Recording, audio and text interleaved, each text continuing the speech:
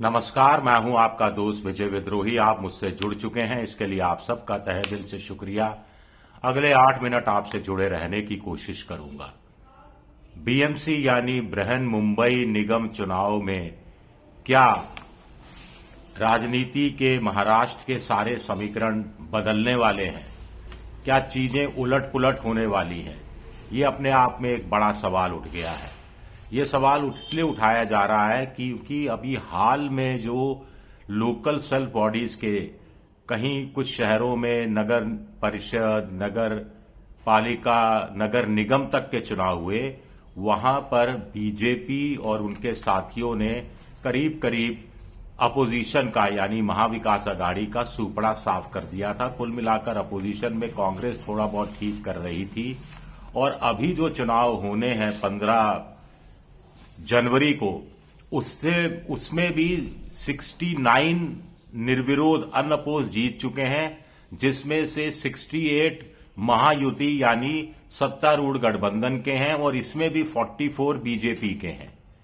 लेकिन अब कहा जा रहा है कि बीएमसी के चुनाव से स्थितियां पलटने वाली है, बाजी पलटने वाली है। ऐसा क्यों कहा जा रहा है? ऐसा इसलिए कहा जा रहा है क्योंकि राज ठाकरे और उद्धव ठाकरे दोनों एक साथ आ गए हैं और ठाकरे ब्रांड फिर बाजार में, जो चुनावी बाजार है, उसमें अपनी चमक दिखाने लगा है। क्या वाकई ऐसा है? सी वोटर यशवंत देशमुख का जो सर्वे बताता है कि 72% लोग अभी भी मानकर चलते हैं कि उद्धव ठाकरे और राज ठाकरे के कारण जो ब्रांड है बाला साहब ठाकरे का, वो ब्रांड वापस लौटा है और इस ब्रांड की अपने आप में धमक है, एक हनक है। इसके अलावा ये सर्वे बताता है कि लोगों से पूछा गया कि राज ठाकरे और उद्धव ठाकरे के साथ आने से क्या फायदा होगा, तो इसका जो जनता ने जवाब दिया है वो भी बड़ा चौंकाने वाला है, क्योंकि पिछले 20 से 1 साल में डेमोग्राफी मुंबई की थोड़ी बदली है। अब 40% मराठा है, 40% ही नॉन मराठा है और 20% मुसलमान या अल्पसंख्यक है, जिसमें कुछ पादरी, कुछ माफ कीजिएगा पादरी नहीं, ईसाई और कुछ पारसी शामिल हैं। तो लोगों से पूछा गया कि दोनों भाइयों के आने से क्या गठबंधन को फायदा होगा, तो 61% ने कहा कि हां फायदा होगा, 14% ने कहा कि कोई फायदा नहीं होगा। असली शिवसेना कौन है, ये जनता से पूछा गया, महाराष्ट्र की, मुंबई की जनता से, माफ कीजिएगा, मुंबई की जनता से पूछा गया, तो 44% ने कहा उद्धव ठाकरे की जो शिवसेना है वो असली शिवसेना है। हालांकि सुप्रीम कोर्ट तो एकनाथ शिंदे को असली शिवसेना बता चुका है, जिसके पक्ष में 28% लोगों ने अपनी राय जाहिर की। 10% लोग अभी भी मानकर चलते हैं कि महाराष्ट्र नवनिर्माण सेना यानी राज ठाकरे की पार्टी वही असली शिवसेना है।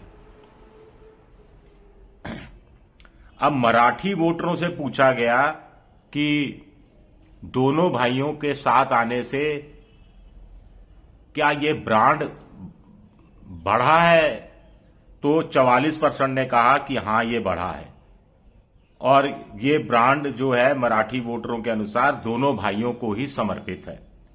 अब नॉन मराठी वोटरों से ये पूछा गया कि जो ये ठाकरे ब्रांड है ये किसके पास है इस समय, तो नॉन मराठियों में से 40% ने कहा कि एकनाथ शिंदे ही इस ब्रांड के असली हकदार हैं। तो इससे भी पता लगता है कि मराठी और नॉन मराठी वोटरों में ब्रांड को लेकर काफी भिन्नताएं देखी जा रही हैं। इसमें युवा पीढ़ी भी है, ऐसी पीढ़ी भी है जिसने बाला साहब ठाकरे वाला जमाना नहीं देखा, जब संयुक्त रूप से उद्धव ठाकरे हो, एकनाथ शिंदे हो, राज ठाकरे हो, मिलकर चुनाव लड़ते थे, वो जमाना वो नहीं देखा है। अब ये सर्वे इसलिए इंपॉर्टेंट है क्योंकि कुछ समय पहले एक सर्वे आया था जिसमें मराठी वोटर 42% बीजेपी प्लस के साथ जाता दिख रहा था और उद्धव ठाकरे प्लस के साथ 44%, कांग्रेस के साथ 4% और अन्य के साथ 11% जाता दिख रहा था। अब ये जो सी वोटर का नया सर्वे आया है, जो 61% लोगों को लगता है कि दोनों भाइयों के साथ आने से फायदा होगा उद्धव ठाकरे प्लस को, तो उससे मुझे लगता है कि उद्धव ठाकरे प्लस मराठी वोटरों की नजर में 44% का ये आंकड़ा कम से कम 50% तक पहुंचना चाहिए। पुराना सर्वे बताता था कि 50% महिलाएं बीजेपी प्लस को, 22% प्लस उद्धव ठाकरे प्लस को, 15% कांग्रेस प्लस को और अन्य को 13% महिलाएं पसंद कर रही हैं। अब उद्धव ठाकरे प्लस और कांग्रेस मिलकर चुनाव लड़ती तो ये मामला थोड़ा सा नजदीकी हो सकता था। उत्तर भारत का वोट किसको मिलेगा? 53% BJP plus, 15% Uddhav Thackeray plus, Congress 19% और 13 अन्य के खाते में। लेकिन मुस्लिम वोट की जहां तक बात है तो कांग्रेस नंबर 1 पर है 41% के साथ, उद्धव ठाकरे 28% के साथ, बीजेपी प्लस को 11% वोट मिल रहा है, मुसलमानों का मिल सकता है, और 20% अलग जा रहा है। यानी फ्रैक्शन, ये ओवैसी की पार्टी और कुछ दूसरी पार्टियों के बीच मुस्लिम वोट बंटता हुआ दिख रहा है। अगर उद्धव ठाकरे और कांग्रेस मिलकर चुनाव लड़ते तो ये करीब करीब 68-69% मुसलमान इनके साथ चला जाता और इनको फायदा हो सकता था। अब कुल मिलाकर आप कहेंगे कि इतना सब मैं बोल चुका तो नतीजा क्या रहेगा? नतीजा किसी ने कुछ नहीं बताया है। बड़ी बात यह है कि अभी तक जो लोकसभा चुनाव हुआ था, लोकसभा चुनाव 2024 में, उसमें जो महाराष्ट्र की 48 लोकसभा सीटें हैं, इसमें बीजेपी को 9, शिंदे को 7, एनसीपी अजीत पवार को 1, यानी महायुति को सिर्फ 17 सीटें मिली थी और 30 सीटें महाविकास अघाड़ी के खाते में गई थी। कांग्रेस के खाते में 3, उद्धव ठाकरे 9, शरद पवार 8, कुल मिलाकर ये 30 का आंकड़ा हुआ। और कांग्रेस का एक निर्दलीय भी चुनाव जीता था तो 31 सीटें महाविकास अघाड़ी के खाते में गई थी। लेकिन उसके बाद से एक तरफा चुनाव महाराष्ट्र में अचानक तेजी से होने शुरू हो गए। विधानसभा चुनाव हुआ कुछ महीने बाद, उसमें जो वहां की 288 की विधानसभा है, उसमें 200 से ज्यादा सीटें महायुति ले गई, यानी बीजेपी अकेले 130 पार चली गई। शिंदे और अजीत पवार भी 50-50 क्रॉस कर गए और गठबंधन 100 से नीचे आकर सिमट गया था महाविकास अघाड़ी का। उसके बाद जो कुछ पंचायत चुनाव के नतीजे आए वो भी एक तरफा आए, कुछ लोकल सेल्फ बॉडी के नतीजे आए वो भी बिल्कुल एक तरफा आए।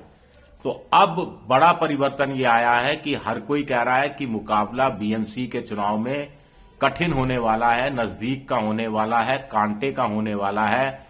देवेंद्र फडणवीस की पार्टी एक तरफा चुनाव जीत जाएगी, ऐसी कोई सूरत अभी तक लोगों को नजर नहीं आ रही है। तो क्या 2026 से कुछ काया पलट होने वाली है महाविकास अघाड़ी की? खैर, महाविकास अघाड़ी तो रही नहीं अब। शरद पवार अलग कहीं जगह चुनाव लड़ रहे हैं, कांग्रेस अलग चुनाव लड़ रही है, उद्धव ठाकरे अपने भाई के साथ मिलकर चुनाव लड़ रहे हैं। लेकिन अगर ये लोग मिलकर मुंबई बीएमसी पर और बाकी कुछ कॉरपोरेशन या निगम या पालिकाओं में कब्जा कर लेते हैं तो इनके एक होने की संभावना और ज्यादा बेहतर हो जाएगी। शुक्रिया मेरा वीडियो देखने के लिए। पसंद आए तो लाइक कीजिए, सब्सक्राइब कीजिए, शेयर कीजिए। शुक्रिया।